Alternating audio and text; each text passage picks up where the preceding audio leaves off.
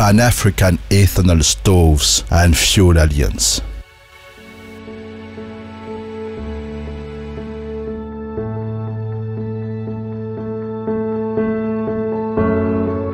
Zaza sy vehivavy malagasy maro no miaritra isan'andro ny vokatry ny setroka avy amin'ny fampiasana arina azy kitay. Ary tafakatra 20 hektara ny alaringana isan-taona no io toe-javatra io. Vokany tsy maharaky intsony ny fanirian'ny ala eo anatrehany filan'ny tokantrano malagasy. Araky ny tatitry ny FAO tamin'ny taona 4 raha tsy misy ny fandraisana andraikitra haingana manoloan'izany toe-javatra izany dia ahina oringana tanteraka ny ala ao anatin'ny 5 taona manaraka. Hatramin'izao aloha dia mbola ny 900 mahery amin'ny tokantrano malagasy no mampiasa ny arina fandrehitra entina mahandro. Miteraka olana ara-pahasalamana ao amin'ny taovam-pisefoana ny fampiasana ny arina fandrehitra. Marihana fa aretina amin'ny tanalarana faharoa aorian'ny tazo mahatonga fahafatesan'ny malagasy maro rahateo ny aretina mifandraika amin'ny taovam-pisefoana vokatry ny setroka ao tokantrano. Iaraha mahafantatra ihany koa fa mbola lafo tsy takatry ny rehetra ny vidin'ny gaz. Ny solika fandrehatra nefa efa voaporofo fa tsy mahasoa ny fahasalamana. Efa misy koa ny biomasy saingy tsy ny rehetra no afaka misitraka amin'ny fampiasana azy. Mahasolo tanteraka ireo rehetra ireo anefa ny fampiasana etanol ary azona tombony betsaka raha tsy ilaza afasiny eo amin'ny lafiny ara-pahasalamana, eo amin'ny fiarovana ny tontolo iainana ary ihany koa eo amin'ny ara-potoana ahafahan'ny renim-pianakaviana manao zavatra hafa. Raha momba ny akora anao sindresaka dia efa manana velaran-tany 27,9 hektara volofary isika eto Madagasikara. Ho an'ny tetikasa etanol dia velarina 7,1 hektara no ilayntsika. Fampitahana dia tsara ny mahafantatra fa azo 12 kilao no ilaina amin'ny famokarana saribao 4 kilao izay mitovy amin'ny fampiasana etanol 1 litatra ahafahana mahandro sakafo iray andro. Ny taona 2012 nisy ny lalàna momba ny famokarana sy ny famarotana ny etanol fandrehitra entina ampiasaina ao tokantrano.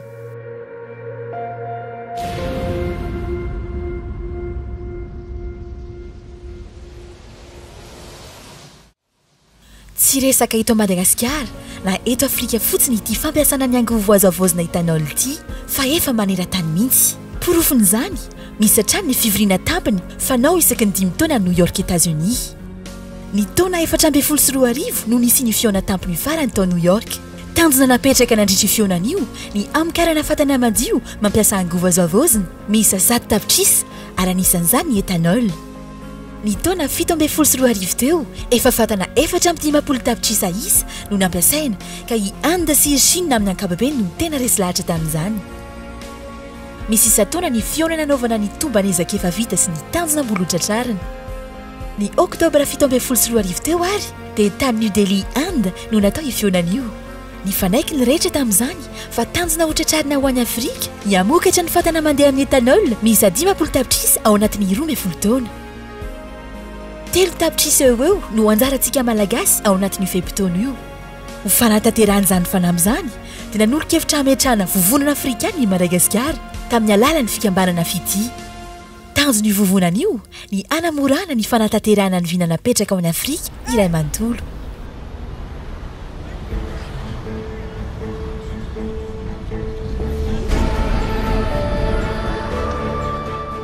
Nisy arak'izany ny fivorim-be afrikana momba ny fampiasana ny fatana sy ny angovo azo avy amin'ny etanol. Na ny Pan-African Ethanol Stoves and Fuel Alliance PAESFA natao tany Ghana ny 5 sy 4 febroary lasa teo.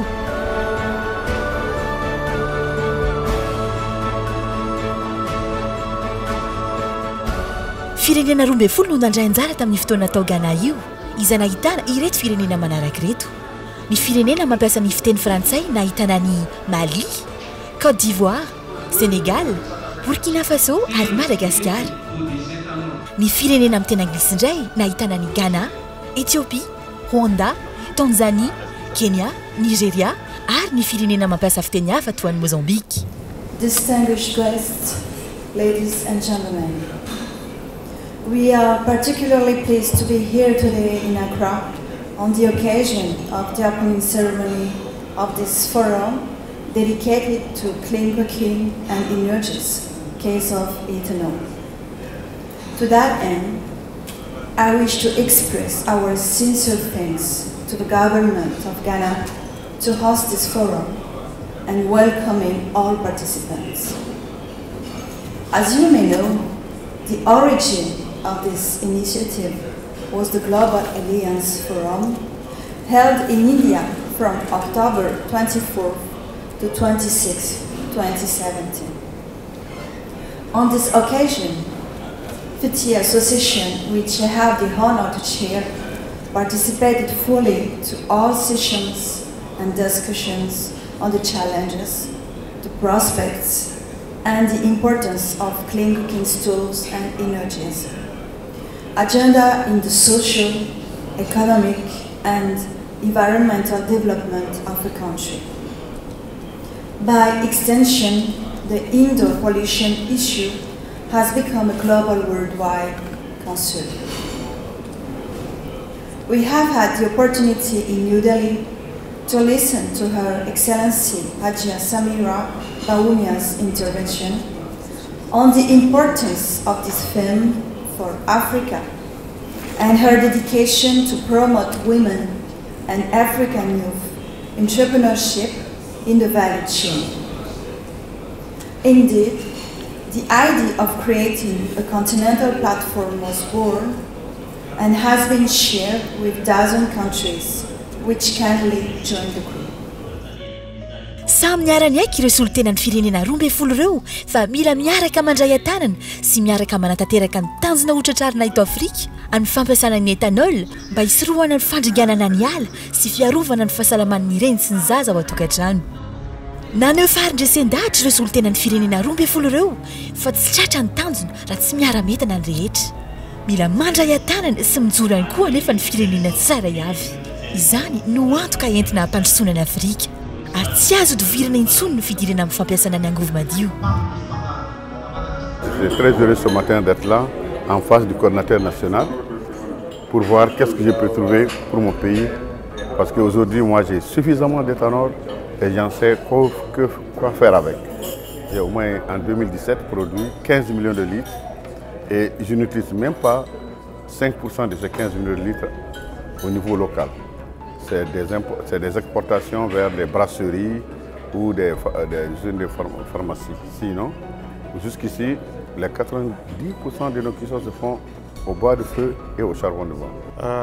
Nous remercions l'ancienne première dame de Madagascar pour cette opportunité que nous venons d'avoir, si vous voulez, ici à Accra, pour la création de l'Alliance panafricaine d'éthanol, selon la stratégie que nous avons ensemble avec les alliances africaines qui se sont retrouvées à Accra. Nous pourrons mener un combat réel pour avoir des résultats et des impacts réels sur le terrain. My name is Shola Olopade. I'm a professor of medicine at the University of Chicago. And I'm happy to be here because for the past 10 years I've been doing a lot of research work to look at how we can mitigate some of the challenges related to cooking with firewood. We just completed a randomized control study that moved people from kerosene or firewood to ethanol. This is a very important platform, I think, where it's the perfect time for these type of advocacy platforms to be coming into the market and to have a strong unified voice to speak on behalf of cleaner fuels, cleaner cook stoves, greater impacts, political will, best practices, and everything that comes of bringing a really robust, comprehensive, and rigorous market forward so that these type of cleaner technologies can scale and that we can benefit as many different diverse populations as possible, as well as affect the livelihoods of women across countries across Africa, as well as other countries that we're trying to work within. So it's a great pleasure for the Global Alliance to be here, and we look forward to participating in the discussions, and we wish all of the best of luck to the program in Madagascar as well as to this platform. Nandritra io fotoana koa no nifidianana ny filoha hitantana ny Pan-African Ethanol Stoves and Fuel Alliance, PAESFA, mandritra ny 3 taona manaraka. Voafidiny ireo rehetra tonga nanatrika ifivoriana filohan'ny PAESFA, i Ramatoa Rajoelina, filoha mpanorina ny fikambanana fity. But by popular acclamation, we have a chair to chair the Pan-African Ethanol Stoves and Fuel Alliance in the person of the former First Lady of Madagascar.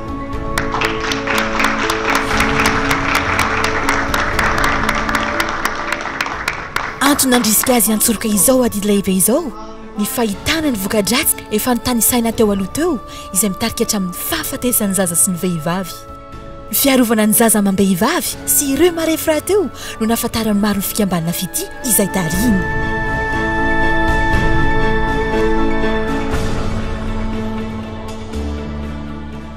C'est un honneur pour moi de présider pendant ces 3 années le Pan-African Ethanol Stoves and Fuel Alliance.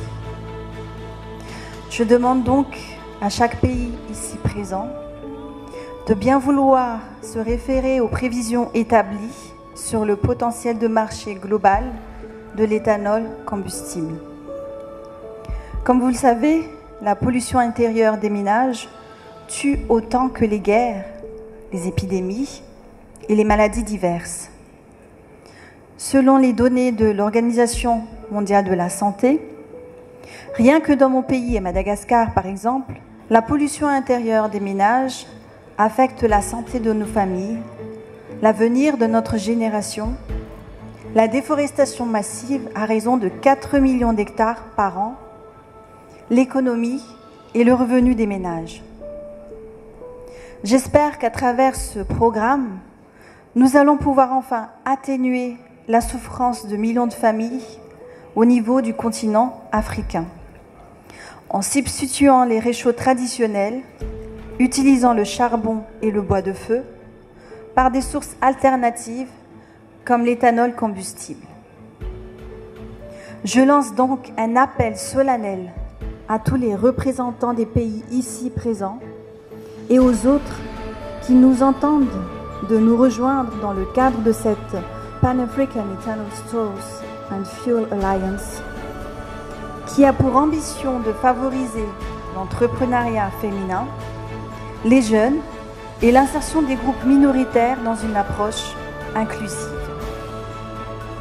Unissons nos efforts et nos moyens au profit de la protection sociale, la préservation de l'environnement pour le développement durable de notre Afrique.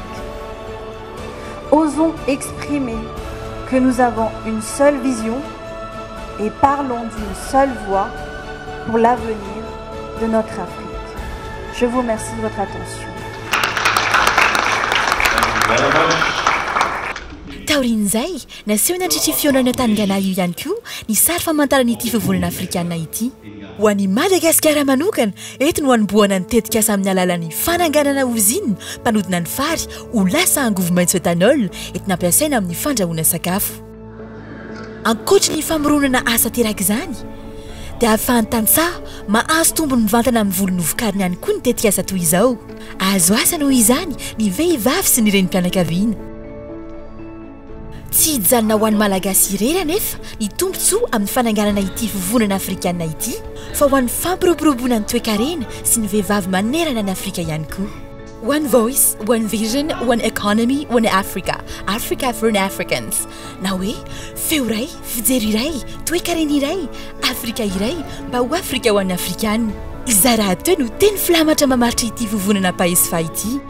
Tsy ny salasala, tsy ny tandro asasarana noho izany Ramatoa Mialy Rajoelina, fa ny lofo mba anehoan'ny fitiavan-tanindrazana sy ho fitsinjovana ny taranaka faramandimby. Tsy ho ela dia ho tafatsangana ihany koa ny tahiry afrikanina ho an'ny éthanol na Fonds africain pour l'éthanol. Ho fanampian'ireo mpandraharaha sy tanora amin'ny fananganana orinasa manerana ny distrika eto Madagasikara io tahiry manokana io. Arak'izany, ahazoana tombontsoa marobe ny fampiasana ny éthanol amin'ny fahandroana sakafo. Ahafahana mamorona asa hatramin'ny roa tapitrisa ny fametrahana orinasa mamokatra éthanol sy manamboatra fatana. I Ramatoa Mialy Rajoelina zany no malagasy voalohany tantana vovonana manokana toy ny Pan-African Ethanol Stoves and Fuel Alliance, PAEFSA. Izy ihany koa zany no vehivavy afrikanina voalohany ny antsoroka eo andraikitra filoha ampandrosoana sehatra manokana toy ny fikirakirana ny éthanol io. Profo ny fandraisana andraikitra ho fampandrosoana ny indostria maitso sy fampandrosoana maritra aty Afrika noho izany ny sehatra toy itony. miantsony rehetra irahamatoa mialy rajoelona mba irahina ao anatin'izao tetik'azy izao ny fandraisan'ny rehetra anjara misehatra toy izao mantsy no ahafahana maneho ny fitiava-tanindrazana firaisan-kina fiomborana fijery izay ihany koa no ahafahana mametraka ny Afrika ho an'ny Afrikanina araka ny targetra ny Pan-African Ethanol Stoves and Fuel Alliance PAESFA.